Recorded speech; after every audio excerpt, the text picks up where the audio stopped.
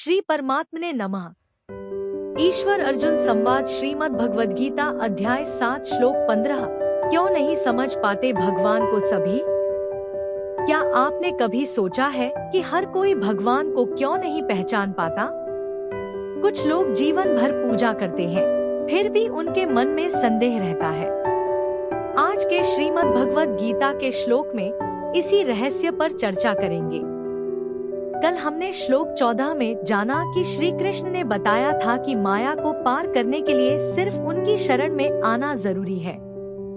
आज हम जानेंगे कि वे कौन लोग हैं जो भगवान से विमुख रहते हैं। श्री कृष्ण कहते हैं, न मा दुष्कृतिनो मूढ़ाः प्रपद्यन्ते नराधमा माया परितज्ञाना आसुरम भावमाश्रिताः।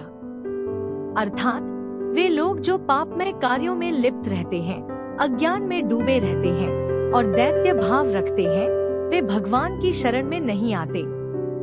इस श्लोक में 4 प्रकार के लोग बताए गए हैं जो भगवान से विमुख रहते हैं। एक दुष्कृतिन जो धर्म का उल्लंघन करते हैं। 2 मूढ़ जो अज्ञानता में फंसे रहते हैं। 3 नराधम जो अपने जीवन का सर्वोत्तम उपयोग नहीं कर पाते। 4 माया अपहृतज्ञाना जिनकी बुद्धि माया ने ढक दी है। इसका गहरा अर्थ, यह श्लोक हमें चेतावनी देता है कि हमें आध्यात्मिकता की ओर बढ़ने के लिए अपनी कमजोरियों को पहचानकर सुधारना होगा। श्री हरि बोलो। ग्रंथराज श्रीमद् भगवद गीता जी की जय। गीता सुगीता कर्तव्या किमन्यः शास्त्र विस्तरया या स्वयं पद्मनाभस्य मुख पद्माद्विन्यः श्रिता। अथ ध्यानम्।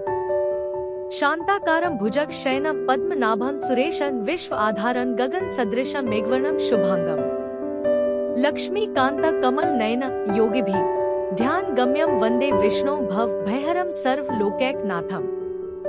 यं ब्रह्मा वरुणेन्द्र रुद्रमृतः स्तुन्वन्ति दिव्यैः स्तवैर्वेदैः सांग पद क्रमोपनिषदे गायन्ति यं सामगाः। ध्यान अवस्थित तद्गतेन मनसा पश्यन्ति यं योगिनो यस्यान्तं न विदुः सुर असुरगणा देवाय तस्मै नमः। वसुदेव सुतं देव कंस चाणूरमर्दनम् देवकी परमानंदम कृष्ण वंदे जगद्गुरु। पापात्मा मूढ़ मनुष्यों की भजन में प्रवृत्ति न होने के कारण का कथन। श्लोक 15। न मा दुष्कृतिनो मूढ़ाः प्रपद्यन्ते नराधमा माया परिहृत ज्ञाना आसुरम भावमाश्रिता। उच्चारण की विधि न माम दुष्कृतिनः मूढ़ा प्रपद्यन्ते नराधमा माया अपहृत ज्ञाना आसुरम भावम आश्रिता। 15। शब्दार्थ माया अर्थात माया के द्वारा, अपहृत ज्ञाना अर्थात जिनका ज्ञान हरा जा चुका है, ऐसे आसुरम भावम अर्थात आसुर स्वभाव को, आश्रिता अर्थात धारण किए हुए, नराधमा अर्थात मनुष्यों में नीच, दुष्कृतिना अर्थात दूषित कर्म करने वाले, मूढ़ा अर्थात मूढ़ लोग, माम अर्थात मुझको, न अर्थात नहीं, प्रपद्यन्ते अर्थात भजते। अर्थ माया के द्वारा जिनका ज्ञान हरा जा चुका है, ऐसे आसुर स्वभाव को धारण किए हुए, मनुष्यों में नीच, दूषित कर्म करने वाले मूढ़ लोग मुझको नहीं भजते। 15। व्याख्या न मा दुष्कृतिनो मूढ़ा प्रपद्यन्ते नराधमा। जो दुष्कृति और मूढ़ होते हैं वे भगवान के शरण नहीं होते।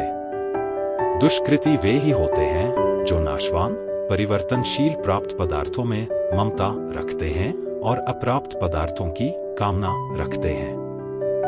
कामना पूरी होने पर लोभ और कामना की पूर्ति में बाधा लगने पर क्रोध पैदा होता है। इस तरह जो कामना में फंसकर व्यभिचार आदि शास्त्र निषिद्ध विषयों का सेवन करते हैं, लोभ में फंसकर झूठ, कपट, विश्वासघात, बेईमानी आदि पाप करते हैं और क्रोध के वशीभूत होकर द्वेष, वैर आदि दुर्भाव पूर्वक हिंसा आदि पाप करते हैं, वे दुष्कृति हैं। जब मनुष्य भगवान के सिवाय दूसरी सत्ता मानकर उसको महत्व देते हैं, तभी कामना पैदा होती है।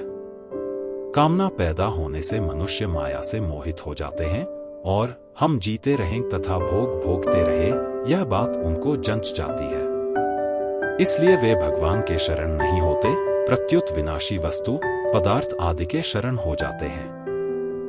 तमोगुण की अधिकता होने से सारसार, नित्य नित्य, सतसत, ग्राह्य त्याज्य, कर्तव्य कर्तव्य आदि की तरफ ध्यान न देने वाले भगवत विमुख मनुष्य मूढ़ हैं। दुष्कृति और मूढ़ पुरुष परमात्मा की तरफ चलने का निश्चय ही नहीं कर सकते, फिर वे परमात्मा की शरण तो हो ही कैसे सकते हैं।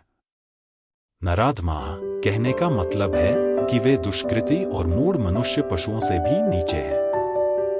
पशु तो फिर भी अपनी मर्यादा में रहते हैं, पर ये मनुष्य होकर भी अपनी मर्यादा में नहीं रहते हैं। पशु तो अपनी योनि भोग कर मनुष्य योनि की तरफ आ रहे हैं, और ये मनुष्य होकर जिनको की परमात्मा की प्राप्ति करने के लिए मनुष्य शरीर दिया, पाप अन्याय आदि करके नरकों और पशु योनियों की तरफ जा रहे हैं। ऐसे मूर्खतापूर्वक पाप करने वाले प्राणी नरकों के अधिकारी होते हैं।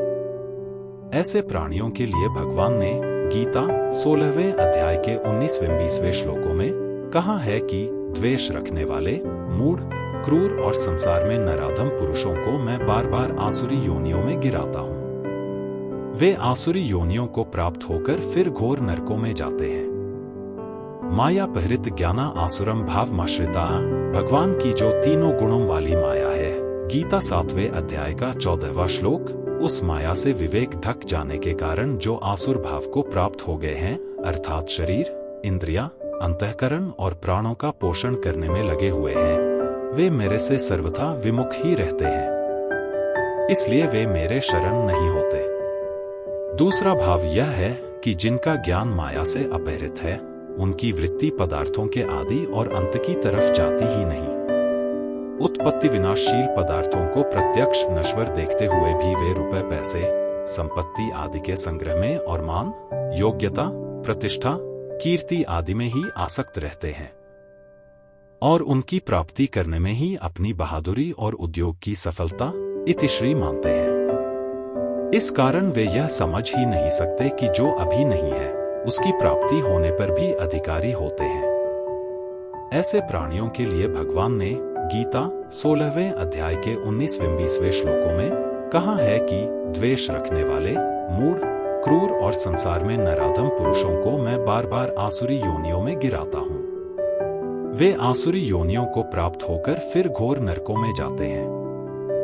माया पहरित ज्ञाना आसुरम भावमाश्रिता, भगवान की जो तीनों गुणों वाली माया है, गीता 7वें अध्याय का 14वां श्लोक, उस माया से विवेक ढक जाने के कारण जो आसुर भाव को प्राप्त हो गए हैं, अर्थात शरीर, इंद्रियां, अंतःकरण और प्राणों का पोषण करने में लगे हुए हैं, वे मेरे से सर्वथा विमुख ही रहते हैं, इसलिए वे मेरे शरण नहीं होते। दूसरा भाव यह है कि जिनका ज्ञान माया से अपहरित है, उनकी वृत्ति पदार्थों के आदि और अंत की तरफ जाती ही नहीं। उत्पत्ति विनाशशील पदार्थों को प्रत्यक्ष नश्वर देखते हुए भी वे रुपए पैसे, संपत्ति आदि के संग्रह में और मान, योग्यता, प्रतिष्ठा, कीर्ति आदि में ही आसक्त रहते हैं, और उनकी प्राप्ति करने में ही अपनी बहादुरी और उद्योग की सफलता इतिश्री मानते हैं। इस कारण वे यह समझ ही नहीं सकते कि जो अभी नहीं है, उसकी प्राप्ति होने पर भी निरंतर रहने वाली शांति को प्राप्त होता है। यह कैसे? इसका समाधान यह है कि वहां 9:30 में अपीचेत पद आए हैं, जिनका अर्थ होता है दुराचारी की प्रवृत्ति परमात्मा की तरफ स्वाभाविक नहीं होती, परंतु अगर वह भगवान के शरण हो जाए तो उसके लिए भगवान की तरफ से मना नहीं है। भगवान की तरफ से किसी भी जीव के लिए किंचन मात्र भी बाधा नहीं है, क्योंकि भगवान प्राणी मात्र के लिए सम है। उनका किसी भी प्राणी में राग द्वेष नहीं होता। गीता 9वें अध्याय का 29वां श्लोक। दुराचारी से दुराचारी मनुष्य भी भगवान के द्वेष का विषय नहीं है। सब प्राणियों पर भगवान का प्यार और कृपा समान ही है। वास्तव में दुराचारी अधिक दया का पात्र है, कारण कि वह अपना ही महान अहित कर रहा है, भगवान का कुछ भी नहीं बिगाड़ रहा है। इसलिए किसी कारणवशात कोई आफत आ जाए, बड़ा भारी संकट आ जाए और उसका कोई सहारा न रहे तो वह भगवान को पुकार उठेगा। ऐसे ही किसी संत को उसने दुख दिया और संत के हृदय में कृपा आ जाए तो उस संत की कृपा से वह भगवान में लग जाए, अथवा किसी ऐसे स्थान में चला जाए जहां अच्छे अच्छे बड़े विलक्षण दयालु महात्मा रह चुके हैं और उनके प्रभाव से उसका भाव बदल जाए अथवा किसी कारणवशात उसका कोई पुराना विलक्षण पुण्य उदय हो जाए, तो वह अचानक चेत सकता है और भगवान के शरण हो सकता है। ऐसा पापी पुरुष अगर भगवान में लगता है तो बड़ी दृढ़ता से लगता है, कारण कि उसके भीतर कोई अच्छाई नहीं होती, इसलिए उसमें अच्छेपन का अभिमान नहीं होता। तात्पर्य यह हुआ कि संपूर्ण प्राणियों में भगवान की व्यापकता और कृपा समान है। सदाचार और दुराचार तो उन प्राणियों के किए हुए कार्य हैं। मूल में तो वे प्राणी सदा भगवान के शुद्ध अंश हैं। केवल दुराचार के कारण उनकी भगवान में रुचि नहीं होती। अगर किसी कारणवशात रुचि हो जाए तो भगवान उनके किए हुए को न देखकर उनको स्वीकार कर लेते हैं। रहती न प्रभु चित चूक किए की, करत सुरती सै बारहिए की। मानस 1:29-3। जैसे मां का हृदय अपने संबंध से बालकों पर समान ही रहता है, उनके सदाचार दुराचार से उनके प्रति मां का व्यवहार तो विषम होता है, पर हृदय विषम नहीं होता। कुपुत्रो जायत क्वचित भी कुमाता न भवती। मां तो एक जन्म को और एक शरीर को देने वाली होती है, परंतु प्रभु तो सदा रहने वाली मां है। प्रभु का हृदय तो प्राणी मात्र पर सदैव द्रवित रहता ही है। प्राणी निमित्त मात्र भी शरण हो जाए तो प्रभु विशेष द्रवित हो जाते हैं। भगवान कहते हैं, जो नर होई चराचर द्रोही, आवे सभय सरन तकी मोही तजी मद मोह कपट छल नाना। करो सद्य ते ही साधु समाना। मानस 5:48। 1-2। इसका तात्पर्य है कि जो चराचर प्राणियों के साथ द्वेष करने वाला है, वह अगर कहीं भी आश्रय न मिलने से भयभीत होकर सर्वथा मेरा ही आश्रय लेकर मेरे शरण हो जाता है, तो उसमें होने वाले मद, मोह, कपट, नाना छल आदि दोषों की तरफ न देखकर केवल उसके भाव की तरफ देखकर मैं उसको बहुत जल्दी साधु बना लेता हूं। धर्म का आश्रय रहने से धर्मात्मा पुरुष के भीतर अनन्य भाव होने में कठिनता रहती है, परंतु दुरात्मा पुरुष जब किसी कारण से भगवान के सम्मुख होता है, तब उसमें किसी प्रकार के शुभ कर्म का आश्रय न होने से केवल भगवत परायणता का ही बल रहता है। यह बल बहुत शीघ्र पवित्र करता है, कारण कि यह बल खुद का होता है, अर्थात किसी तरह का आश्रय न रहने से उसकी खुद की पुकार होती है। इस पुकार से भगवान बहुत शीघ्र पिघल जाते हैं। ऐसी पुकार होने में पुण्यात्मा पापात्मा, विद्वान मूर्ख, सुजाति कुजाति आदि का होना कारण नहीं है, प्रत्युत संसार की तरफ से सर्वथा निराश होना ही खास कारण है। यह निराशा हर एक मनुष्य को हो सकती है। दूसरी बात, भगवान के कथन का तात्पर्य है कि दुष्कृति पुरुष मेरे शरण नहीं होते, क्योंकि उनका स्वभाव मेरे विपरीत होता है। उनमें से अगर कोई मेरे शरण हो जाए तो मैं उससे प्यार करने के लिए हरदम तैयार हूं। भगवान की कृपालुता इतनी विलक्षण है कि भगवान भी अपनी कृपा के परवश होकर जीव का शीघ्र कल्याण कर देते हैं। अतः यहाँ के और वहां के प्रसंग में विरोध नहीं है, प्रत्युत इसमें भगवान की कृपालुता ही प्रकट होती है। सुकृति और दुष्कृति का होना उनकी क्रियाओं पर निर्भर नहीं है, प्रत्युत भगवान के सम्मुख और विमुख होने पर निर्भर है। यहाँ 7:15 में दुष्कृतिनः कहकर बहुवचन दिया गया है और वहां 9:30 में सुदुराचारः कहकर एक वचन दिया है।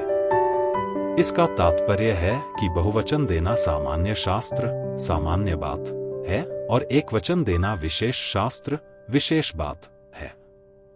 जहां सामान्य और विशेष शास्त्र की तुलना होती है, वहां सामान्य शास्त्र से विशेष शास्त्र बलवान हो जाता है। सामान्य शास्त्रों न्यून विशेषो बलवान भवेत, इसलिए एक वचन बलवान है। दूसरी बात, जिसको अवकाश नहीं मिलता वह विधि बलवान होती है। निर्वकाशो विधिर्पवादः, इसका मतलब यह हुआ कि दुष्कृति भगवान के शरण नहीं होते, यह उनका सामान्य स्वभाव बताया, परंतु उनमें से कोई एक किसी कारण विशेष से भगवान के शरण हो जाए तो भगवान की तरफ से कृपा का दरवाजा खुला है। सन्मुख होई जीव मोही जभी, जन्म कोटि अघनासे तभी। मानस 5:44। 1. जो भगवान के सम्मुख है वह सुकृति है और जो भगवान से विमुख है वह दुष्कृति है। भगवान के सम्मुख होने का जैसा महात्म्य है वैसा महात्म्य सकाम भाव पूर्वक किए गए यज्ञ, दान, तप, तीर्थ, व्रत आदि शुभ कर्मों का भी नहीं है। यद्यपि यज्ञ, दान, तप आदि क्रियाएं भी पवित्र हैं, पर जो अपने को सर्वथा अयोग्य समझकर और अपने में किसी तरह की पवित्रता न देखकर आर्त भाव से भगवान के सम्मुख रो पड़ता है, उसकी पवित्रता भगवत कृपा से बहुत जल्दी होती है। भगवत कृपा से होने वाली पवित्रता अनेक जन्मों में किए हुए शुभ कर्मों की अपेक्षा बहुत ही विलक्षण होती है। इसी तरह से शुभ कर्म करने वाले सुकृति भी शुभ कर्मों का आश्रय छोड़कर भगवान को पुकार उठते हैं, तो उनका भी शुभ कर्मों का आश्रय न रहकर एक भगवान का आश्रय हो जाता है। केवल भगवान का ही आश्रय होने के कारण वे भी भगवान के प्यारे भक्त हो जाते हैं। एक कृति होती है और एक भाव होता है। कृति में बाहर की क्रिया होती है और भाव भीतर में होता है। भाव के पीछे उद्देश्य होता है और उद्देश्य के पीछे भगवान की तरफ अनन्यता होती है। वह अनन्यता कृतियों और भावों से बहुत विलक्षण होती है, क्योंकि वह स्वयं की होती है। उस अनन्यता के सामने कोई दुराचार टिक ही नहीं सकता। वह अनन्यता दुराचारी से दुराचारी पुरुष को भी बहुत जल्दी पवित्र कर देती है। वास्तव में यह जीव परमात्मा का अंश होने से पवित्र तो है ही, केवल दुर्भावों और दुराचारों के कारण ही इसमें अपवित्रता आती है। परिशिष्ट भाव जो मनुष्य भगवान का आश्रय नहीं लेते, वे आसुरी, राक्षसी और मोहिनी प्रकृति का आश्रय लेने वाले होते हैं। गीता 9वें अध्याय का 12वां श्लोक। उनकी दृष्टि संसार, पदार्थ और क्रिया को छोड़कर दूसरी तरफ जाती ही नहीं। उनकी दृष्टि में भगवान की सत्ता ही नहीं होती, फिर भगवान की शरण लेने का प्रश्न ही नहीं उठता। भोग भोगना और संग्रह करना ही उनका अंतिम लक्ष्य होता है। कामोपभोग परमा एतावदिति निश्चिता। गीता 16:11। उनका ज्ञान माया के द्वारा अपहरित होने से वे माया के वश में होते हैं। माया के वश में होने से वे माया को तर ही नहीं सकते। माया अपहरित ज्ञाना पद का तात्पर्य है कि माया के कारण उन मनुष्यों की विवेक शक्ति तिरस्कृत हो गई है। वे मनुष्य माया में ही रचे-पचे रहते हैं, अर्थात भोग भोगने और संग्रह करने, शरीर को सजाने, मकान की सजावट करने आदि में ही लगे रहते हैं। वे शरीर को सुखाराम देने वाली वस्तुओं का ही नया आविष्कार करते रहते हैं और उसी को विशेष महत्व देते हैं। ऐसे अनित्य, परिवर्तनशील वस्तुओं को ही जानने वाले लोग नित्य, अपरिवर्तनशील तत्व को कैसे जाने? क्योंकि उधर उनकी दृष्टि जाती ही नहीं, जा सकती ही नहीं। संबंध पूर्व श्लोक में भगवान ने कहा कि दुष्कृति पुरुष मेरे शरण नहीं होते, तो फिर शरण कौन होते हैं? इसको आगे के श्लोक में बताते हैं। कल हम श्लोक 16 में जानेंगे कि कौन लोग भगवान की भक्ति करते हैं और क्यों। क्या आपको भी लगता है कि दुनिया में बहुत से लोग भगवान को पहचान नहीं पाते? नीचे कमेंट करें और अपनी राय साझा करें। अगर आपको यह ज्ञान उपयोगी लगा तो वीडियो को लाइक करें, शेयर करें और चैनल को सब्सक्राइब करें। कल मिलते हैं श्लोक 16 के साथ। जय श्री कृष्ण। दोस्तों, आज का श्लोक आपको कैसा लगा? क्या आप भी ये मानते हैं कि भगवद गीता सिर्फ एक ग्रंथ नहीं, बल्कि जीवन जीने का एक पूरा नक्शा है? अगर हाँ, तो इस वीडियो को लाइक और शेयर करके अपनी सहमति जरूर बताएं। याद रखें, हर समस्या का समाधान हमारे भीतर ही है। भगवद गीता का ज्ञान हमें यह सिखाता है कि हम कैसे अपने भीतर की शक्ति को पहचान सकते हैं और अपने जीवन को सफल बना सकते हैं। कल मिलते हैं एक और रोमांचक श्लोक के साथ।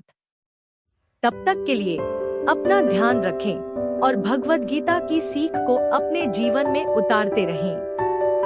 बोलो ग्रंथराज श्रीमद् भगवद गीता जी की जय। जय श्री कृष्ण।